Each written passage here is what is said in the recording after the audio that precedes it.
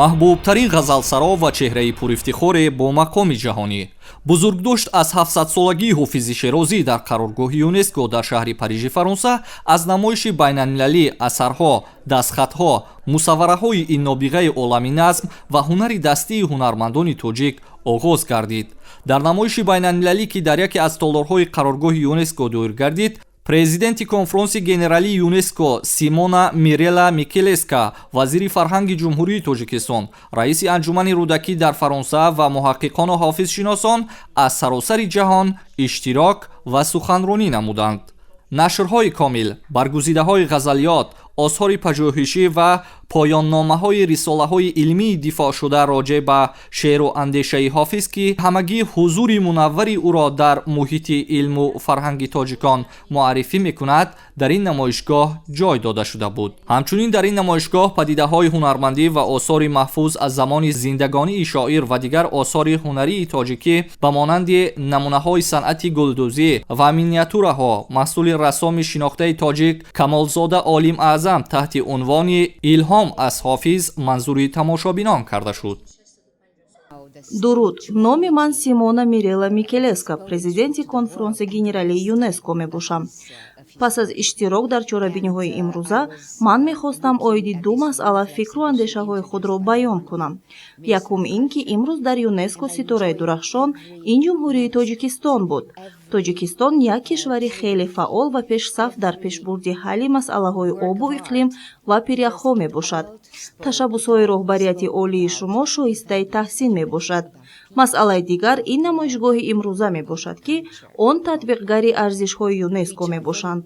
он дастхатҳое ки имрӯз ман дар намоишгоҳ бахшида ба бузургдошти 700-солагии Ҳофизи Шерозӣ дида намудам, он корҳое ки аз ҷониби ин шоири машриқзамин ба анҷом расидааст, аз аҳамияти бузурге бархурдор мебошанд. чорабинӣ дар сатҳи олӣ гузашт ва мо шоҳиди он будем, ки Тоҷикистон на танҳо дар самти обу иқлим, балки дар самти фарҳанг низ хеле фаъол мебошад. ман Масъуди Миршаҳӣ ҳастам аз Париж ва مسئول انجمن رودکی در تالار یونسکو هستیم، تالار نمایشگاه و همونطور که می‌بینید نمایشگاه به مناسبت 700 سال با حافظ از دست‌نویس‌ها و یادگارهایی که در تاجیکستان بوده است به اینجا آمده است و اکنون در سطح جهانی به نمایش درآمده است و کسانی که علاقه‌مند هستند در این سازمان معتبر فرهنگی جهانی خواهند آمد و این نمایشگاه رو خواهند دید.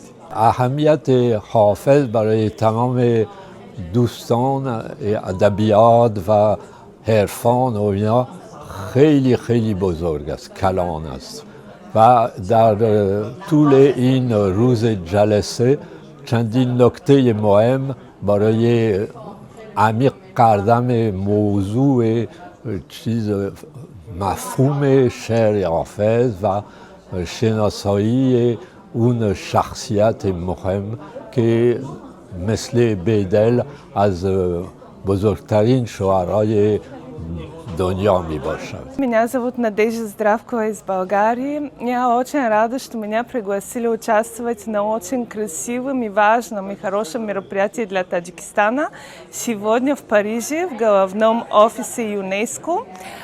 Начинается и проходит специальное мероприятие по поводу, которое связано с поэтом, писателем и философом Хафез Ширази. ЮНЕСКО Таджикистан отмечает это мероприятие, связано с древней таджикской культурой, историей и поэзией. Сегодня начался официальное открытие этого мероприятия. пас аз ин намоиш, конфронси илмӣ байналмилалӣ таҳти унвони 700 сол бо Ҳофиз бахшида ба бузургдошти Ҳофизи Шерозӣ дар толори пуршукӯҳи қароргоҳи ЮНЕСКО дар Париж доир карда шуд. дар ин конфронси байналмилалӣ аз 17 кишвари дунё дӯстдорони илму адаб, ҳофизшиносон ва муҳаққиқони шинохтаи ҷаҳонӣ бо беш аз 90 маъруза ва пешниҳодҳо оид ба осори ҷонбахшу мондагор ва инсонгарову сулҳмеҳвари خواجه حافظ شیرازی و جایگاه و مقام او در ادبیات جهان اشتراک و سخنرانی نمودند.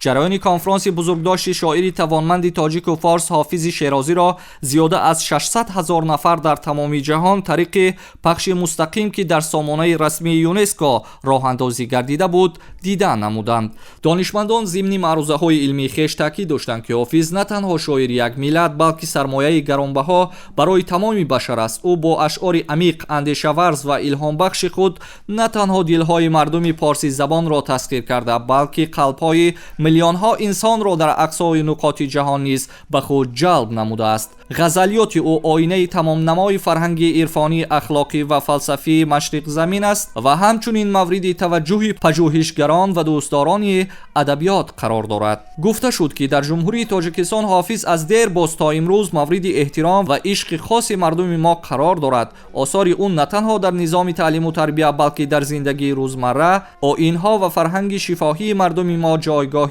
ویژه‌ای دارد. حافظ برای ما نه فقط یک شاعر بلکه چراغ برای هدایت روح انسان به سوی حقیقت، عدالت و عشق است. عالمان و محققان کشورهای مختلف دنیا برای چنین یک تشبث بزرگ و خردمندانه حکومت جمهوری تاجیکستان و تلاش‌های سرور تاجیکان جهان محترم امام علی رحمان جهت گرامی داشت و زنده ساختن نام و میراث پرغناوت نابغگان چون خواجه شمس‌الدین محمد حافظ شیرازی اظهار سپاس و منتداری صمیمانه خویش را بیان داشتند.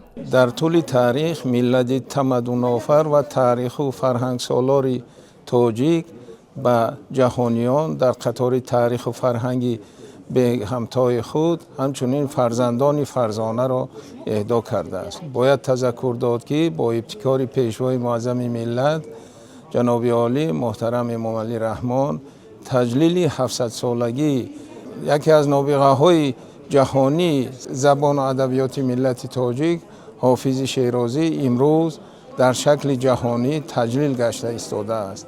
باید تذکر داد که ملت کهن بنیاد تاجیک با فرزندان فرزانه خود امروز دنیا را تسخیر کرده است.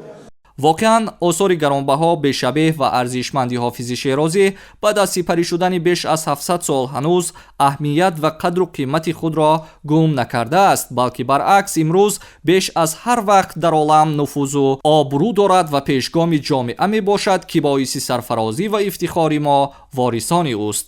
همچنین در دایره بزرگداشت از 700 سالگی حافظ شیرازی در قرارگاه یونسکو در شهر پاریژ فرانسه برنامه فرهنگی روز شش مقام تاجیک با اشتراک هنرمندان انسامبل دولتی شش مقامی به نام فضل‌الدین شهابوف و انسامبل رقصی گلریز دایر کرده می شود. در برنامه فرهنگی با اشتراک سرایندگان تاجیک و هم‌آوازی ارکستر هنری پاریژ ترانه ها از ایجادیات حافظ شیرازی اجرا می گردد.